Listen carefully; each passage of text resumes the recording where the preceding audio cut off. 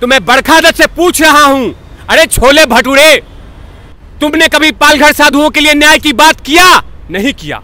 तुमने कभी सुशांत सिंह राजपूत के लिए बात किया?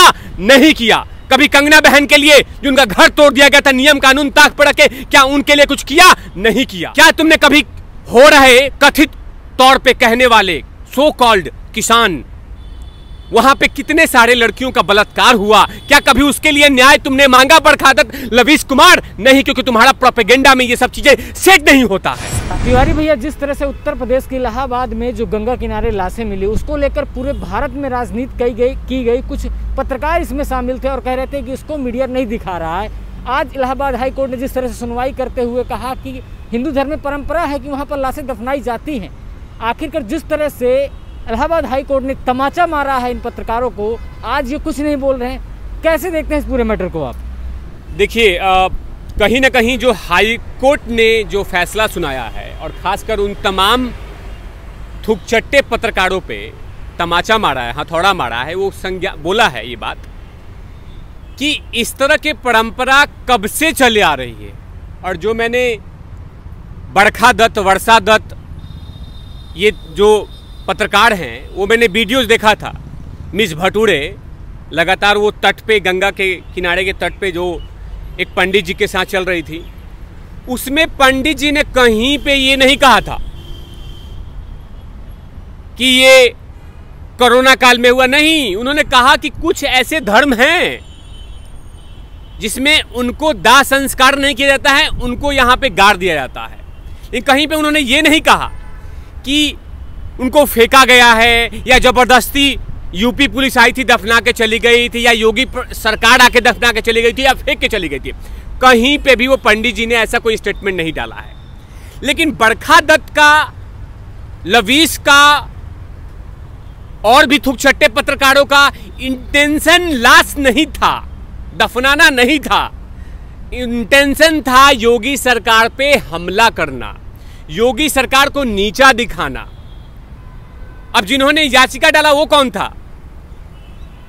वो थूक चाटने वाले कोई एक शख्स थे जो राजा लवीश के, उनके सीरियल से, उनके धारावाहिक से, उनके प्रोग्राम से प्रेरित होकर जाके याचिका डाल दिया कि जज साहब जरा सा योगी जी का क्लास लीजिए, जरा बताइए इनको कि योगी जी ने अन्याय किया है उन लाशों के साथ। लेकिन कोर्ट ने कहा कि आपको कुछ पता होता है कि ऐसा ही मुंह उठा के आ गए हैं?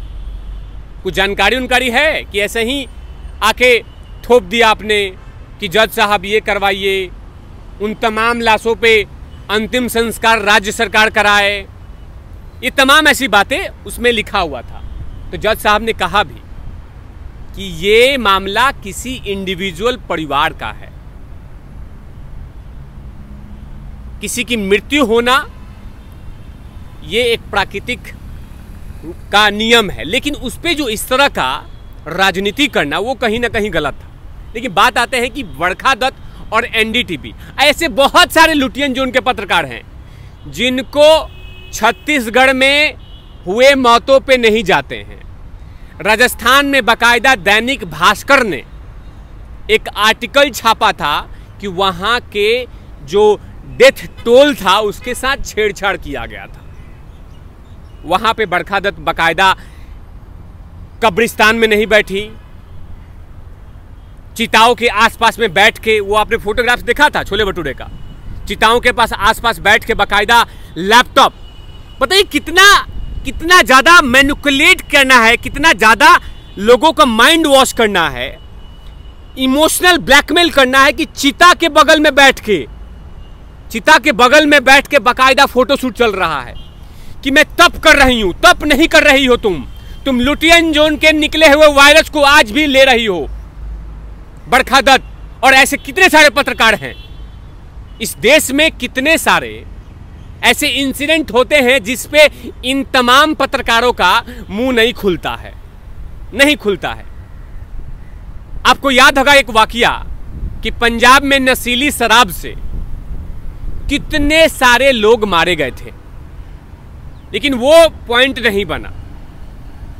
राजस्थान में एक प्रिंट मीडिया के पूरा रिपोर्ट में दिखा रहा है कि दैनिक भास्कर में बाकायदा लिखा हुआ था कि लाशों के साथ छेड़छाड़ हुआ है, डेथ टोल के साथ छेड़छाड़ हुआ है। उसमें किसी ने ध्यान नहीं दिया। लेकिन ध्यान किस में दे रहा है? यूपी। क्यों यूपी? क्योंकि 2022 में 8 महीने पहले चुनाव है। जितना हो सके उतना योगी जी पे टारगेट करना है, जितना हो सके जूम करके, माइक्रोस्कोप लगा के, डिटेलिंग लगा के, हो सकता है तो एफबीआई को, अमेरिका से एफबीआई को बुलाइए और उन तमाम छोटे छोटे मॉलिक्यूल्स, उन तमाम चीजों को जोड़ो जो योगी जी के सरकार पे डेंट किया जा सके। ये एक्सपेरिमेंट चल रहा है, एक्सपेरिमेंट चल रहा है कि योगी जी पे डेंट करना है। अगर उन लाशों को न्याय दिलवाना था तो मैं बरखा दत्त से पूछ रहा हूं, अरे छोले भटूरे, तुमने कभी पालघर साधुओं के लिए न्याय की बात किया? नहीं किया। तुमने कभी सुशांत सिंह राजपूत के लिए बात किया? नहीं किया। कभी कंगना बहन के लिए, जिनका घर तोड़ दिया गया था नियम कानून ताक पड़ा के, क्या उनके लिए कुछ किया? नहीं किया। क्या तुमने कभी हो रहे कथित तौर पे कहने वाले सो कॉल्ड किसान, वहां पे कितने सारे लड़कियों का बलात्कार हुआ, क्या कभी उसके लिए न्याय तुमने मांगा? बरखा दत्त, लवीश कुमार? नहीं, क्योंकि तुम्हारा प्रोपेगेंडा में ये सब चीजें सेट नहीं होता है।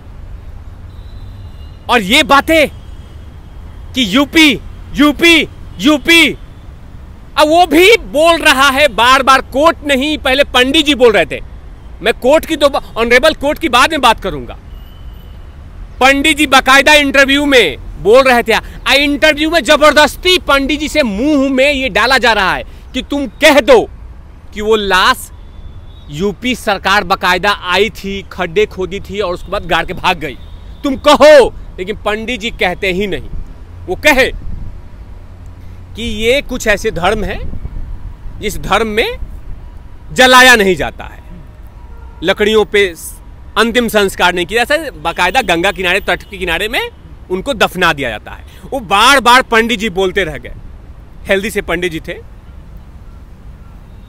अब वो पंडित जी का चेहरा नहीं लेती छोले भटूरे बाल, वो पंडित जी का चेहरा नहीं लेती, वो बाकायदा सिर्फ लाशों को दिखाती जूम करके। इन पे ड्रोन से बाकायदा एकदम एक डॉक्यूमेंट्री बनाई गई थी, वेस्टर्न मीडिया में दिखाया था ना। हाँ। उसके बाद बाकायदा वंशिंडन पोस्ट पे ये बाकायदा स्टोरी छापी गई थी। मिस बरखा दत्त एनडीटीवी से निकली हुई जहरीली पत्रकार, बाकायदा देश के बाहर भी मीडिया को आर्टिकल छापा गया था कि ये ऐसी असंवेदनशील सरकार है जो आदमी को मरने दिया जाता है। क्या बरखा दत्त 2 दिन पहले हुए कांड के बारे में छापेगी? मैं पूछ रहा हूं तिवारी भैया कि एक छोटी सी बच्ची गंगा नदी में, उनको किसी परिवार ने उसको छोड़ दिया था। योगी सरकार ने क्या कहा कि उस बच्ची का लालन पोषण, ख्याल रखना, मातृत्व का प्यार देना ये यूपी सरकार करेगी। क्या तुमने छोले भटूरे की शक्ल की ये बरखा दत्त जहरीली पत्रकार, क्या कभी उस पे स्टोरी बनाया कि सरकार ने बाकायदा 22 करोड़ सेवाओं में से एक बच्ची गंगा किनारे बह रही थी और उसमें योगी सरकार ने कहा कि इस बच्ची का ख्याल यूपी सरकार रखेगी? लेकिन तुम्हें समझ में नहीं आया।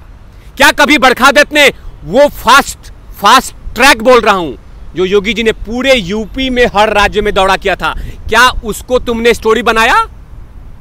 बरखा दत्त, क्या बरखा दत्त WHO ने अप्रिशिएट किया था योगी जी के कामों को लेकर कि दूसरी वेव में योगी जी ने बेहतरीन काम किया, इंडिविजुअल रोगियों से मिले, उन तमाम को कोरोना हॉस्पिटल में गए,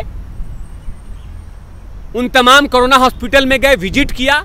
क्या इनको दिखाई दिया? नहीं दिया।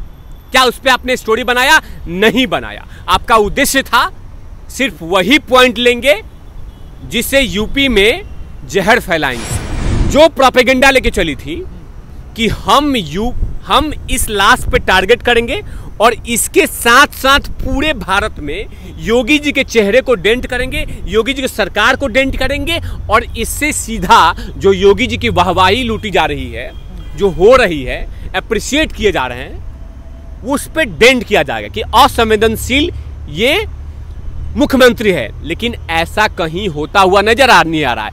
तभी तो ऑनरेबल हाई कोर्ट ने इतना हथौड़ा मारा है लविश्वा को, बड़खवा को और भी ऐसे थुकचट्टे पत्रकार को ऐसा हथौड़ी मारा है कि मुंह तो सूज ही गया है बड़खा दत्त का, लेकिन इसका मुंह नहीं सूझा है लविश का, क्योंकि सूखा हुआ किशमिश की तरह है। 3x3 खोली में आ गया और वहां पे कभी आपने देखा, नमस्कार मैं हूं राजा रवीश, क्या कभी आपने देखा? माने ये ऐसा पत्रकार है कि जिसका कि कोई आप बोलना शुरू करेंगे तो विवरण खत्म हो जाएगा। मैंने नीचता वाला वो हरकतें, और अपने आप को ये जरूर बोलेगा कि मैं स्वतंत्र हूं, मैं इंडिपेंडेंट हूं, मेरे जैसा बेहतरीन पत्रकार इस पूरे यूनिवर्स पे नहीं है। यूनिवर्स पे बोल रहा हूं, इंडिया में तो छोड़िए, पूरे यूनिवर्स में। आज याद रखिएगा, जितने भी लंडी टीवी से निकले हुए पत्रकार होंगे, अधिकतर उसमें कुछ लोग अच्छे भी हैं जो न्यूट्रल रहते हैं, लेकिन कुछ ऐसे पत्रकार हैं लंडी टीवी में जो इनका मकसद ही होता है। जैसे आपने एक बार देखा होगा चंद्रकांता, आपने देखा है? बोलिए पत्रकार महोदय। हाँ, चंद्रकांता देखा होगा। उसमें एक शिवदत्त रहता है, शिवदत्त। वो आता है और सांपों के बेड़े में आता है, घुस जाता है और सांप उठाएगा और अपने जीभ पे डंक मरवाएगा, 2-3 बार डंक मरवाएगा। तो एनडीटीवी में भी यही है। कहा जाता है कि नरेंद्र मोदी के खिलाफ बोलने वाले जहर क्या उगल सकते हो आप? तो हाँ, मैं उगल सकता हूं। तो चलिए, आइए, आपका स्वागत है। चलिए, कीजिए पत्रकारिता।